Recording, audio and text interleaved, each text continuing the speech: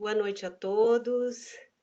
Nós vamos iniciar no momento a nossa reflexão semanal e vamos rogar a Jesus que nos envolva com todo carinho para que nesse momento nós possamos elevar os nossos corações uníssonos à sua presença singela, para compreendermos melhor a palavra e para retirar as melhores lições para o nosso dia a dia. Obrigada, Jesus.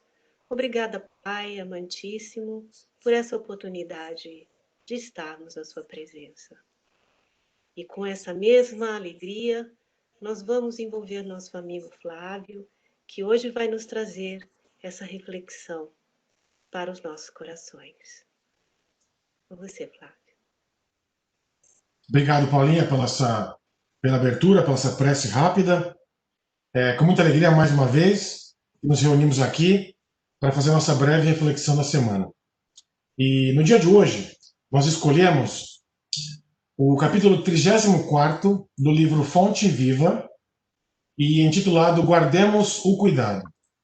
Olha que interessante essa lição de Emmanuel, né, que vem nos explicar. Ele começa, então,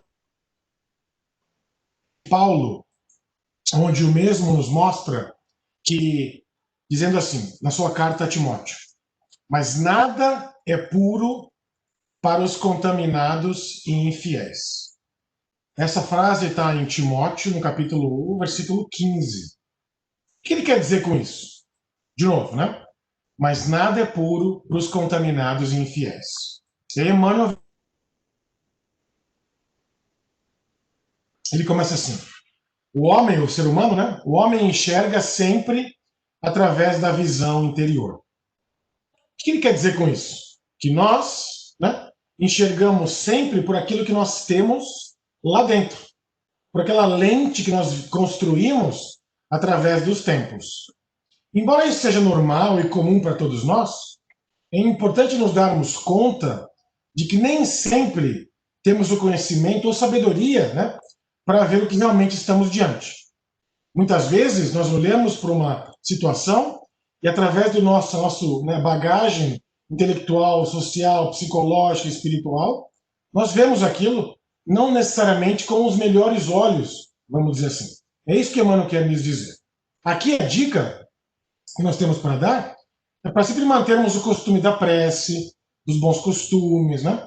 E o mais importante ainda, diríamos, da nossa conduta, que deve ser sempre assemelhada a Jesus. Ou seja, né, quanto mais nós nos aproximarmos da conduta de Jesus, mais rapidamente nós teremos condições de compreender, né, o que estamos diante. E aí Emmanuel continua. Com as cores que usa por dentro, julga os aspectos de fora. Olha que linda essa metáfora que ele traz para a gente, né? Aqui nós entendemos que só conseguimos ver os sentimentos alheios, só conseguimos ver aquilo que os nossos irmãos estão sentindo ou passando para nós, né, da mesma maneira que nós sentimos.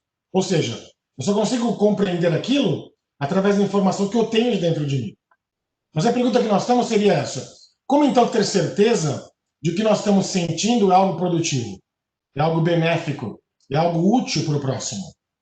Por que ainda não elegemos Jesus, por exemplo, como nosso maior modelo guia e real inspiração, ao invés de nos inspirarmos por outras tantas pessoas por aí, né? E nos esquecemos muitas vezes de Jesus. E por falar de outras pessoas por aí, Emmanuel continua.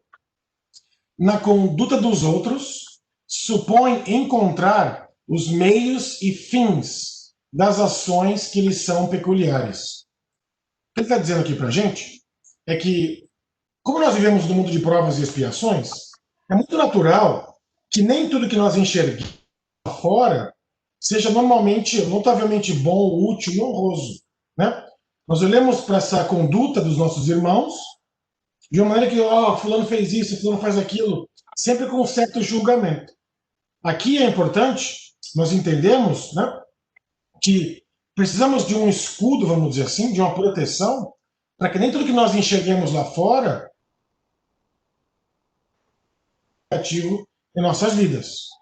Então, como criar esse escudo, vamos dizer assim, para que as influências, né, não tenham esse impacto em nossas vidas, pensamentos e atos? Aí Emmanuel sabiamente continua. Ele fala assim: quando a sombra vagueia em vossa mente, não vislumbreis senão sombras em toda parte. Nossa mente, não vislumbramos senão sombras em toda parte. Quando alguma coisa está difícil, quando a condição está complicada na nossa vida, nós olhamos para fora e só vemos desgraça, não é verdade? Quando alguma coisa está ruim, está difícil, um trauma, uma dificuldade, né? Entre aspas, perda de um ente querido, aquilo nos tira o equilíbrio muitas vezes. Quando olhamos para fora, só enxergamos coisas ruins.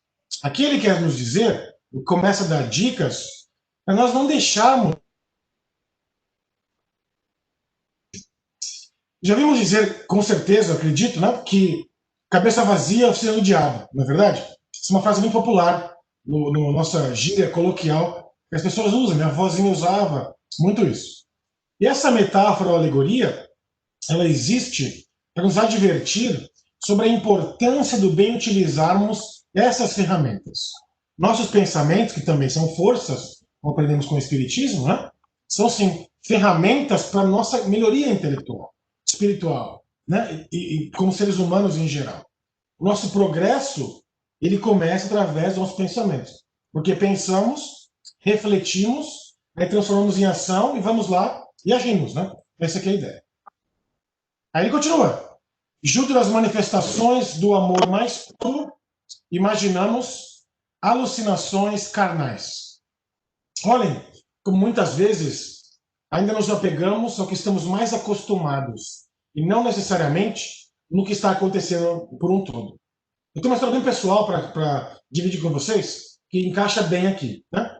Há muitos anos atrás, eu morava no Brasil, ainda antes de mudar para os Estados Unidos, eu caminhava por um shopping em São Paulo, quando à época, né, uma amiga de uma antiga namorada me viu e sem me cumprimentar, sem nada, né, vai correndo para minha ex-namorada, dizendo que havia me visto como mulher linda do meu lado. Né? Mal sabia ela que era minha irmã. Né? Enfim, aqui um exemplo claro que ainda nós somos tão imperfeitos que muitas vezes nós só conseguimos ver no próximo aqueles defeitos, imperfeições, ou ainda, né, a probabilidade de termos esses defeitos ou dificuldades, segundo o gênero de provas que nós lá no mundo espiritual, né, concordamos e vim aqui passar. Ou seja, ela nem momento parou para pensar que ia ser minha irmã, uma prima, uma amiga, etc. e tal. Né? Já vai correndo contar para na época a minha namorada antiga, sempre tinha me visto com uma mulher no shopping. Olha isso, né? Uma história muito comum ainda, infelizmente. E aí, Emmanuel continua. Se encontramos um companheiro trajado com louvável apuro, pensamos logo em vaidade. Né? E por que não pensar em bem-estar, né? Alguém que se cuida, alguém que está bem arrumado, por exemplo, alguém que se preocupa, né, com os cuidados desse veículo que todos nós temos para progredir, nosso corpo físico. Nós ainda não paramos para pensar nisso. Automaticamente já vem o pensamento, olha lá, fulano vaidoso, né? Fulano arrogante, e assim por diante. A gente começa já a entrar nesses pré-conceitos, vamos dizer assim. Emmanuel continua. Ante o amigo chamado à carreira pública, mentalizamos a tirania política. Se o vizinho sabe economizar com perfeito aproveitamento da oportunidade, fixamo-lo com desconfiança e costumamos tecer longas reflexões em torno de apropriações indébitas. Aqui Emmanuel é bem claro, porque a pergunta que ainda nos fica é: por que ainda não conseguimos enxergar no próximo, ou o próximo, com os seus devidos valores? Sem julgamentos, sem preconceitos, né? Por que ainda não conseguimos fazer isso? Olhamos para ir para o mundo afora, vemos tantas injustiças, né? Tantos injustos. Sim, enxergamos isso. Enxergamos pessoas, nós, muitas vezes incluídos outras pessoas, e tratamos o próximo com esse pré-julgamento. Por que será, então, que não conseguimos superar isso ainda? O Mano continua, nos dando mais dicas, né? Didáticas para como trabalhar e termos cuidado no dia a dia. Ele fala assim: quando ouvimos um amigo na defesa justa, usando a energia que lhe compete, relegamo-lo de imediato à categoria dos intratáveis.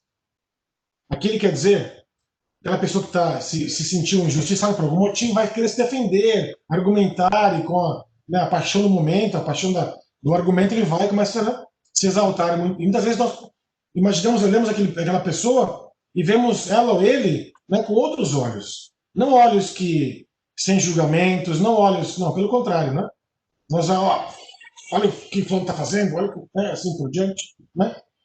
E embora ainda não consigamos sempre olhar sem julgamentos, sem preconceitos, por que então não tentar entender o que se passa na cabeça do nosso amigo que está querendo se defender? Por que o fulano está reagindo assim? Por que o ciclano está respondendo daquele jeito? Com esse entendimento,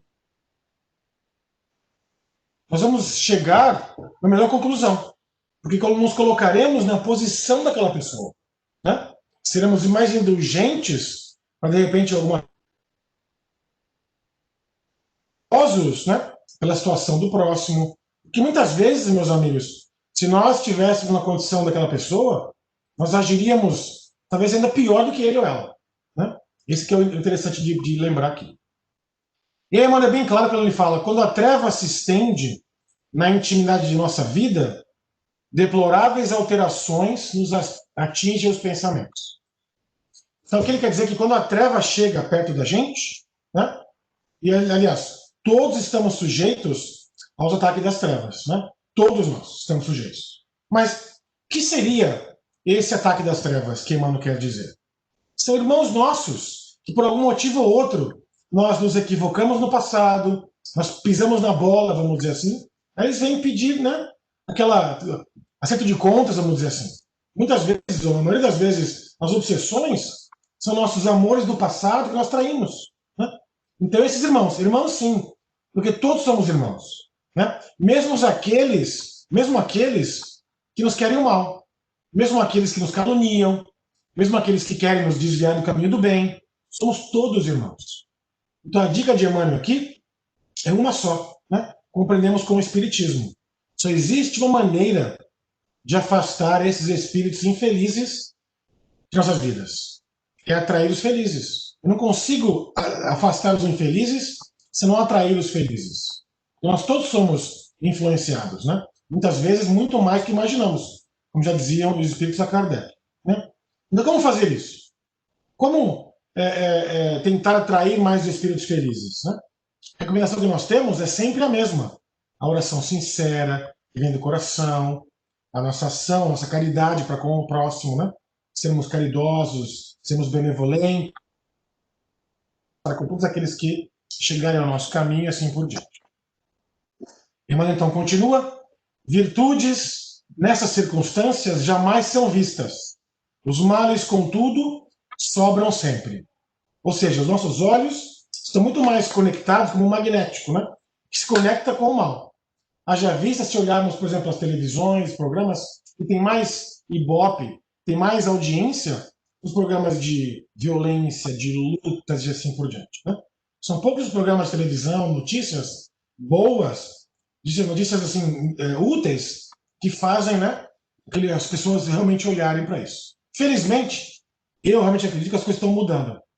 Felizmente, eu entendo e vejo que hoje em dia nós nos emocionamos quando vemos uma criança falar a coisa certa num ambiente público, quando vemos, por exemplo, irmãos nossos se dedicando muitas vezes a vida inteira para o bem do próximo. Felizmente estamos mudando, mas ainda não chegamos lá. O irmão quer nos dizer aqui.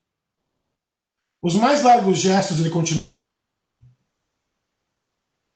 interpretações. Olha que forte isso, gente. Os mais largos gestos de bênção recebem lastimáveis interpretações. Guardemos cuidado toda vez que formos visitados pela inveja, pelo ciúme, pela suspeita ou pela maledicência. Olha que forte isso. Então, esses sentimentos ainda fazem assim, parte do dia a dia de nossas vidas. Né? Nossa condição evolutiva, que somos muito imperfeitos ainda, eles estão aí presentes. Né? O segredo é realmente darmos o verdadeiro valor para esses mesmos. Mas muito pouco ainda fazemos para tentar substituí-los por outros. Como, por exemplo, sempre que a inveja chegar, pensemos na renúncia. Sempre que o ciúme chegar, pensemos no desapego. Sempre que a suspeita, né, a inveja suspeita, Confiemos mais. Ao invés da maledicência, o respeito, a benevolência, a caridade sempre. Esses convites, meus amigos, já foram nos feitos, né, pelo Espiritismo há 150 ou mais anos atrás, por Jesus há 2000 anos atrás. Nós ainda temos levado muito tempo para colocá-los, né, como parte diária de nossas vidas. Né?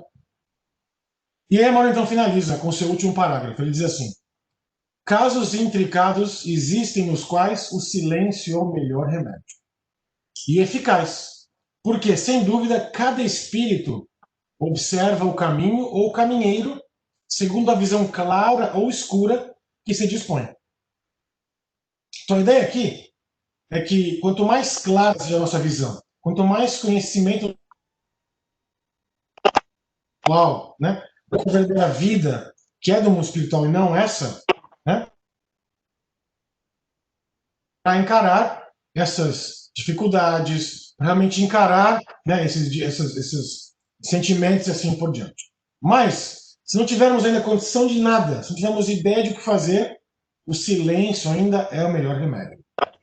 Porque, de novo, ainda enxergamos o nosso caminho pelo nosso nível de evolução e entendimento.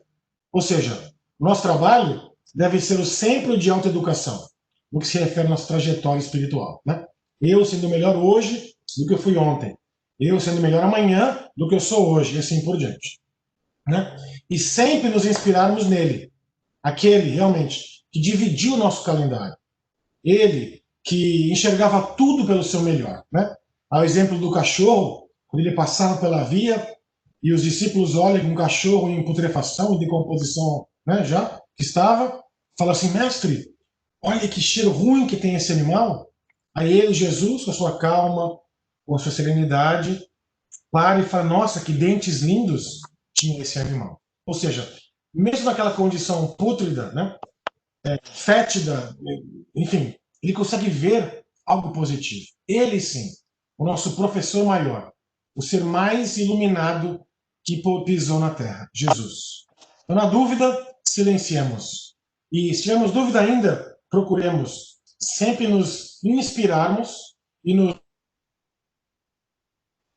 espelharmos a conduta aos exemplos de Jesus. Essa é a ideia, meus amigos, meus irmãos que nos acompanham, né? Nesta noite de hoje, na manhã, de amanhã ou à tarde. Enfim, esperamos que a reflexão tenha sido útil.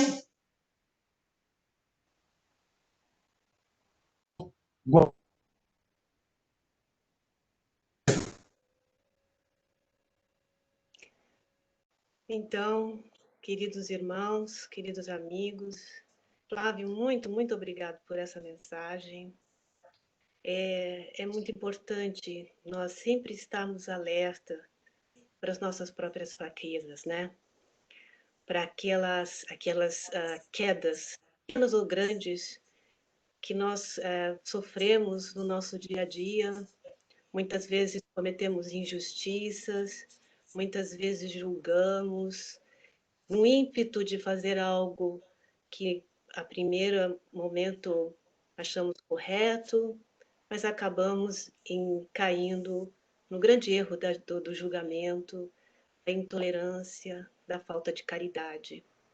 E no final, quem perde mais somos nós que caímos. Né? Mas temos que tomar a lição e aprendermos. Como você mesmo disse, sermos melhores hoje do que fomos ontem. E é uma missão difícil porque cada um tem o seu caminho doloroso a seguir. Mas se nós lembrarmos sempre do nosso Mestre Jesus, que como você trouxe essa mensagem, essa imagem linda dele, reconhecendo a arcada dentária linda de um animal em putrefação, nós podemos e devemos nos esforçar para sempre ver o bem e termos o coração puro, né? Quando pensarmos ou identificarmos algo e não caímos no julgamento. A tolerância sempre nos dará mais paz, mais saúde e mais equilíbrio, com certeza. Muito obrigada, Flávio, por essa lição de hoje.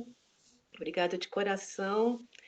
E vamos fazer uma prece agradecendo a Jesus, agradecendo ao Pai e a toda a espiritualidade amiga por essa oportunidade de encontro com irmãos de coração que, com toda boa vontade, carinho, se dedicam na sua seara, Jesus.